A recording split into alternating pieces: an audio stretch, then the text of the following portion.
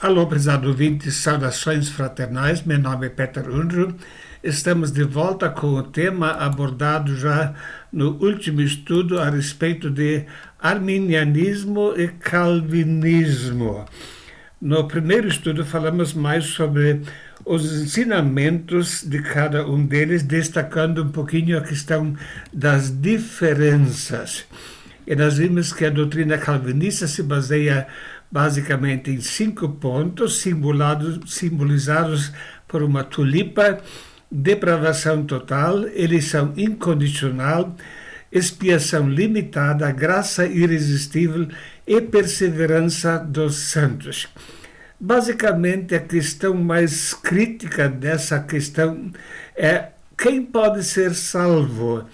Existe livre-arbítrio ou não? Conforme o calvinismo, Deus já escolheu antes da fundação do mundo quais seriam as pessoas predestinadas ao céu e quais seriam predestinadas para o inferno. E o homem não tem livre-arbítrio, não tem participação nessa escolha conforme o calvinismo.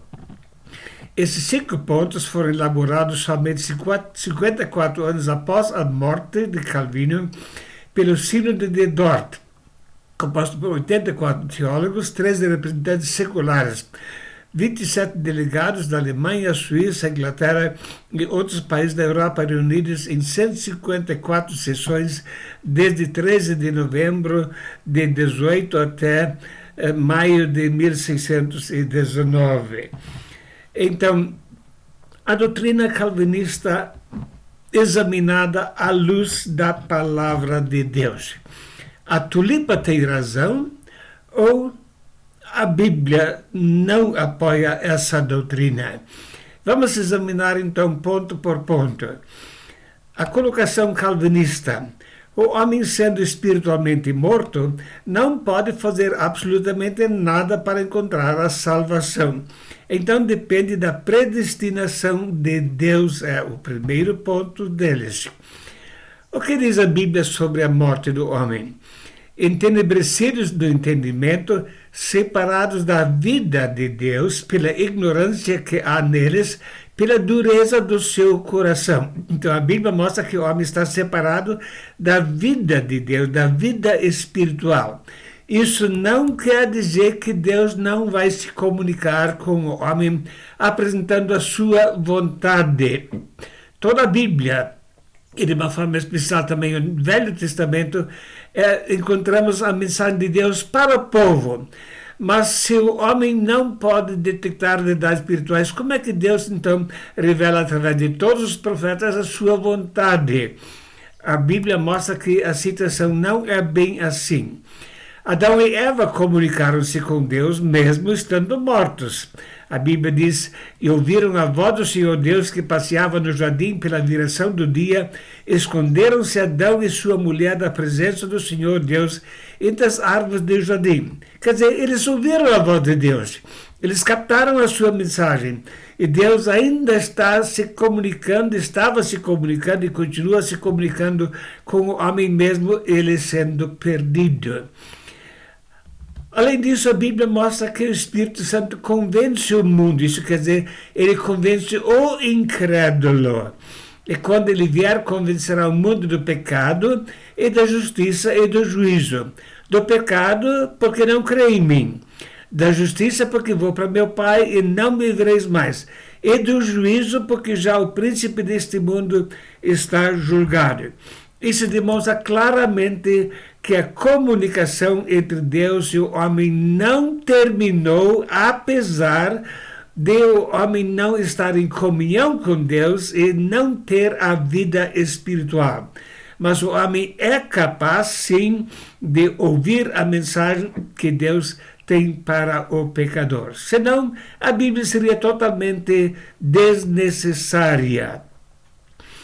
O segundo ponto do calvinismo: eleição incondicional. Na teologia protestante, a eleição é considerada como um dos elementos da predestinação, em que Deus escolhe alguns indivíduos para serem salvos previamente, desde a fundação de tudo, antes mesmo de o homem pecar. Os eleitos receberão misericórdia e aqueles que não foram eleitos receberão a justiça ou ira de Deus. Então, nessa doutrina calvinista, o homem não pode fazer nada em relação à salvação. Foi Deus que escolheu. Calvino foi um teólogo protestante suíço que criou a doutrina da predestinação. Segundo ela, Deus criou uma parte da humanidade para ser salva e outra para ser condenada. Ele foi apoiado pelo teólogo belga Gomer, mas muito combatido pelo grande teólogo holandês James Arminius.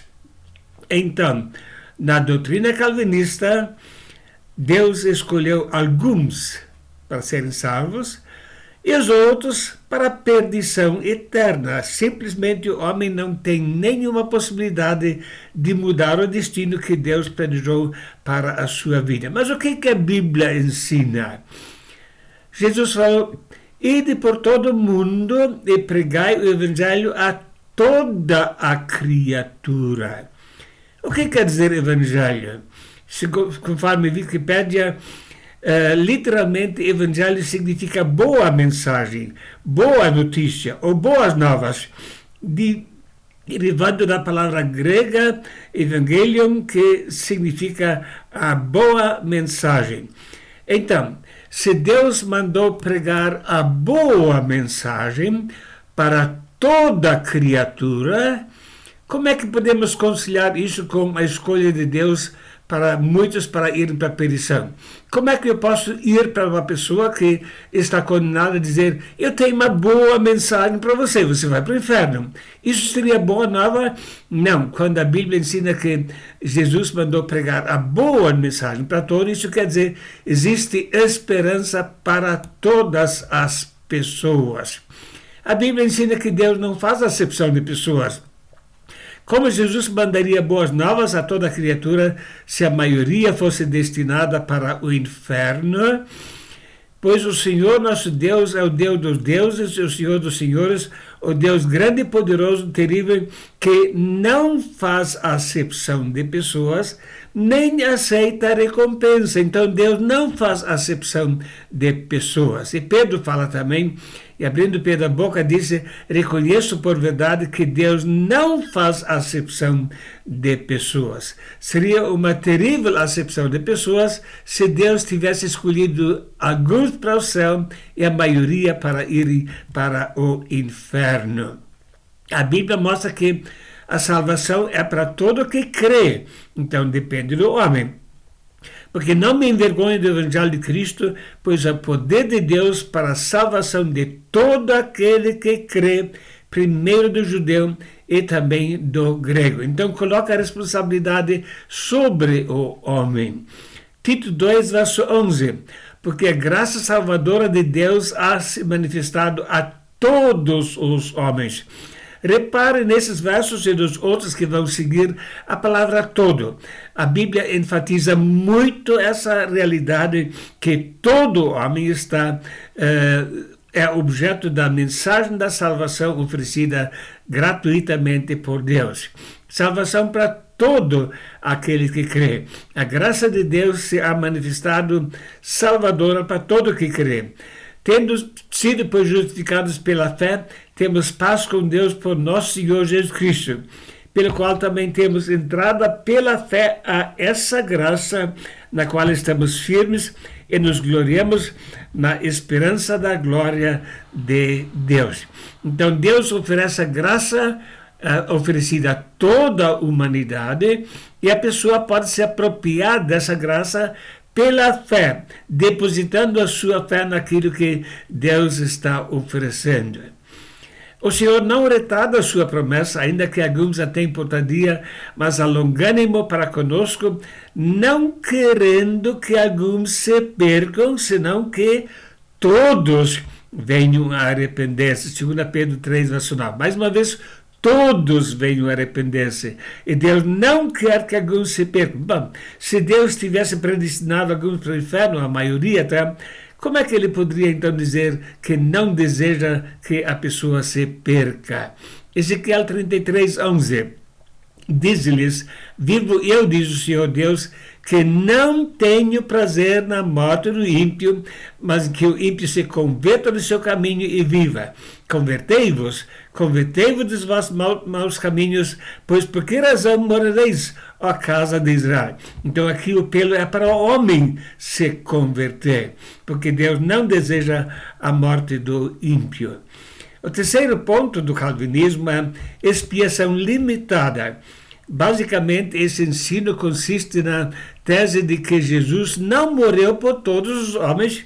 Cristo morreu, segundo eles, apenas pelos eleitos. Mas o que é que a Bíblia ensina a esse respeito? 1 Timóteo 2, verso 4 a 5 ou a 6, que quer que todos os homens se salvem. Note mais uma vez a palavra todos. E venham ao conhecimento da verdade. Porque há um só Deus e um só mediador entre Deus e os homens, Jesus Cristo, homem, o qual se deu a si mesmo em preço de redenção por todos, para servir de testemunho a seu tempo. Mais uma vez, todos. Então, a morte de Cristo foi por todas as pessoas do mundo. A Bíblia deixa isso muito claro. Ezequiel 18, 23. Desejaria eu de qualquer maneira a morte do ímpio, diz o Senhor. Não desejo antes que se converta dos seus caminhos e viva. Deus não deseja a morte de ninguém na impiedade. A morte de Cristo foi por todos. Vemos, porém, coroado de glória e de honra a Jesus, que fora feito um pouco menor do que os anjos, por causa da paixão da morte, para que pela graça de Deus provasse a morte por todos. Mais uma vez, a morte de Cristo não foi uma expiação limitada, mas é uma oferta para todas as pessoas do mundo. Romanos 5, verso 18. Pois assim como por uma só ofensa veio o juízo sobre todos os homens para condenação, assim também por um só ato de justiça veio a graça sobre todos os homens para a justificação da vida. Então a expiação de Cristo trouxe a oferta de salvação para todos os homens e não apenas para alguns. 2 Coríntios 5, 14 e 15. Porque o amor de Cristo nos constrange, julgando nós assim, que se um morreu por todos, logo todos morreram. Ele morreu por todos, para que os que vivam não vivam mais para si, mas para aquele que por eles morreu e ressuscitou. Notem mais uma vez, duas vezes a palavra todos. Morreu por todos, ele morreu por todos, sim. A morte de Cristo não foi uma expiação limitada. Isaías 53, verso 6. Todos nós andávamos desgarrados como ovelhas, cada um se desviava pelo seu caminho, mas o Senhor fez cair sobre ele a iniquidade de nós todos. O pecado do mundo inteiro foi lançado sobre ele. Então isso mostra que a expiação de Cristo foi por toda a humanidade. 1 Timóteo 2, verso 6. O qual se deu a si mesmo em preço de redenção por todos, para servir de testemunho a seu tempo. Mais uma vez, a redenção é oferecida a todas as pessoas do mundo. Se você alguma vez duvidou, tenha certeza, Cristo quer salvar você. Cristo morreu por você, pela sua salvação. E quando os anjos anunciaram o nascimento de Cristo, lemos então: não temais, por eis aqui vos trago nova de grande alegria, que será para todo o povo. Pois na cidade de Davi vos nasceu hoje o Salvador, que é Cristo Senhor. Mais uma vez, nova de alegria para todo o povo. Quarto ponto do calvinismo, graça irresistível. Ensina o calvinismo que o homem não pode resistir à graça de Deus e os eleitos são obrigados a receber a Cristo. Deus determinou, o homem tem que obedecer. Querendo ou não querendo, tem que obedecer. Mas a Bíblia ensina que a graça é resistível, sim. Jerusalém, Jerusalém, que matas os profetas e apedrejas os que são enviados. Quantas vezes quis eu ajuntar teus filhos como a galinha, ajunta seus pintos debaixo de suas asas, e tu não quiseste. Note aqui bem claro a vontade de Deus e a rejeição da parte do homem. O homem pode resistir, sim, ao chamado de Deus. Hebreus 10, 29. De quanto maior castigo cuidares, vós será julgado merecedor aquele que pisar o Filho de Deus e tiver por profano o sangue da aliança com que foi santificado e fizer agravo ao Espírito da graça. A pessoa pode rejeitar, sim, a atuação do Espírito Santo na vida da pessoa, porque a graça de Deus se ha manifestado a todos os homens e a pessoa pode rejeitar ou aceitar. Sem a graça salvadora de Deus, se a graça salvadora de Deus se manifestou a todos os homens, porque a maioria não é salva, é porque a pessoa pode resistir, sim, ao Espírito Santo. Hebreus 4, 7.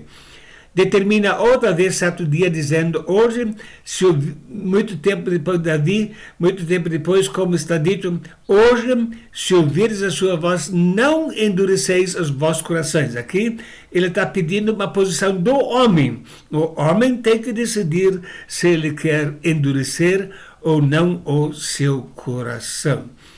Estevão falou: homens de dura cerviz, incircuncisos de coração e ouvido, vós sempre resistis ao Espírito Santo, assim vós sois como vossos pais. Então, aquele ensino da graça irresistível é totalmente fora daquilo que a Bíblia está ensinando. O homem, sim, pode resistir à atuação do Espírito Santo no seu coração. O calvinismo ensina que Deus é soberano e nada acontece que não foi determinado por ele. Veja uma afirmação deles: todas as coisas, incluindo até mesmo as ações malévolas dos homens perversos e dos demônios, são trazidos à existência de acordo com o propósito eterno de Deus. Então, conforme essa colocação, Deus até planejou a ação dos demônios e as ações malévolas que eles estão realmente divulgando, dissipando no meio da humanidade. Mas todos os 5 pontos do Tulip giram em torno da soberania total de Deus e que ninguém pode se opor. Afirmam eles que se alguém pode contrariar Deus, ele já não é soberano. Bom, isso realmente não tem base nas Escrituras. Eu creio na soberania total de Deus. Mas o que isso significa? Deus, como soberano, ele pode agir conforme ele quer, que anuncia o fim desde o princípio e a antiguidade, as coisas que ainda não sucederam. Digo: o meu conselho está firme e farei toda a minha vontade. Mas como é que fica, então, a questão da desobediência do homem? Resposta: Deus, na sua soberania, decidiu conceder ao homem o livre-arbítrio, para que esse faça suas escolhas e receba as consequências de suas escolhas. Então Deus continua soberano, mas ele é soberano também para decidir que o homem tem livre-arbítrio e pode fazer as suas escolhas. E temos isso já em Gênesis capítulo 2. Mas da árvore do conhecimento do bem e do mal, dela não comerás, porque no dia em que dela comeres, certamente morrerás. Então Deus colocou o homem diante da escolha já no começo da criação da humanidade. A eleição se baseia na presciência de Deus. 1 Pedro 1, verso 2. Eleito segundo a presciência de Deus Pai, em santificação do Espírito, para a obediência à expressão do sangue de Jesus, graça e paz vos sejam multiplicados. Deus já sabia quem iria aceitá-lo e ele conseguiu operar a sua obra no coração destas pessoas. Como também nos elegeu nele antes da fundação do mundo, para que fôssemos santos e irrepreensíveis diante dele em amor. Então nós fomos eleitos para sermos santos e irrepreensíveis. Deus determinou que o homem não devia pecar. Mortificai, pois, os vossos membros que estão sobre a terra: a prostituição, a impureza, o apetite desordenado, a vil concupiscência, a avareza, que é idolatria. Então é errado, é antibíblico afirmar que Deus planejou e determinou que o homem devia pecar. A Bíblia ensina bem claro que devemos mortificar as obras da carne. Para Caim, Deus falou: se bem fizeres, não é certo que serás aceito, e se não fizeres bem, o pecado estás à porta, e sobre ti será o seu desejo, mas sobre ele deves dominar. Então Deus colocou sobre o homem a responsabilidade de rejeitar o pecado, dominar sobre o pecado e não se deixar envolver por ele. É muito claro essa doutrina bíblica de que Deus condena o pecado, ele não quer o pecado e haverá castigo para aquele que escolher andar no pecado. Porque do céu se manifesta a ira de Deus sobre toda a impiedade e injustiça dos homens que detêm a verdade em injustiça. Romanos 1:18. Deus não iria ficar irado contra a impiedade se ele tivesse planejado. Ele realmente ensina ao homem que deve viver em santidade. Nós lemos no Velho Testamento, Isaías 65, estendi as minhas mãos o dia todo ao povo rebelde que anda por caminho que não é bom após os seus pensamentos. Então Deus estende a sua mão, mas o homem quer andar no pecado e desobedece à vontade de Deus. Calvinistas têm grandes conflitos. Será que sou eleito? Será que eu posso uma vez entrar no céu? Já tive conversa com muitos calvinistas em alguns países e muitas vezes eles vêm e perguntam: será que eu posso ter certeza que Deus me deseja lá no céu? Graças a Deus, nós temos colocações muito claras na Bíblia que Deus quer que todas as pessoas sejam salvas e venham ao conhecimento da verdade. Existem várias heresias em relação à salvação. O universalismo ensina que todas as pessoas uma vez serão salvas. Mas a Bíblia ensina: irão esses para tormento eterno, mas os justos para a vida eterna. Mateus 25:46. Então, nem todos, aliás, a maioria não vai ser salvo. Existem algumas vertentes do universalismo que sustentam até que o diabo e todos os seus anjos caídos serão eventualmente reconciliados com Deus. Mas isso também é totalmente contra aquilo que a Bíblia ensina. Então dirá também aos que estiverem à sua esquerda: apartai-vos de mim, malditos, para o fogo eterno, preparado para o diabo e seus anjos. Irão esses para tormento eterno, mas os justos para a vida eterna. O destino é eterno, seja para aqueles que estão salvos do céu, ou seja, para aqueles que estão realmente condenados para o inferno. Então a Bíblia mostra muito claro a questão quem vai ser salvo e quem não vai ser salvo. Depois existe a doutrina de uma reconciliação após a punição no purgatório. Segundo a doutrina católica, imediatamente após a morte, uma pessoa sofre um juízo particular em que o destino da alma é especificado. No purgatório, as almas obtêm a santidade necessária para entrar na alegria do céu. Alguns se unem com Deus no paraíso, em contrapartida, outros são destinados ao inferno. A doutrina do purgatório não é bíblica. E a pessoa não é purificada do seu pecado pelo fogo.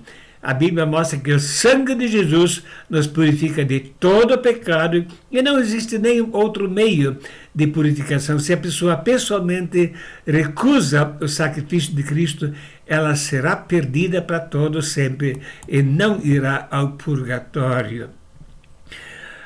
Logo muito mais agora, tendo sido justificados pelo seu sangue, seremos por ele salvos da ira.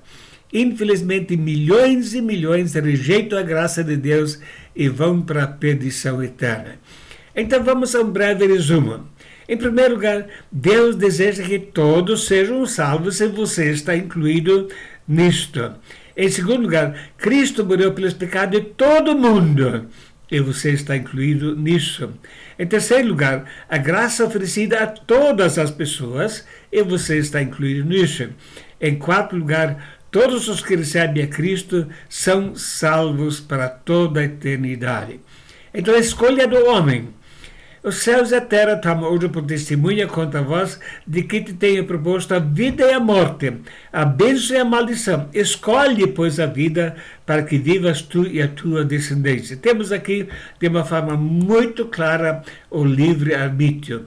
Deus coloca as duas alternativas, mas faz um apelo: escolhe a vida para que vivas tu e a tua descendência. Então, qual vai ser o seu destino eterno? Não depende de uma predestinação da parte de Deus, mas depende da resposta que você dá à oferta de graça que Deus nos concedeu através da morte de Cristo na cruz. Céu ou inferno?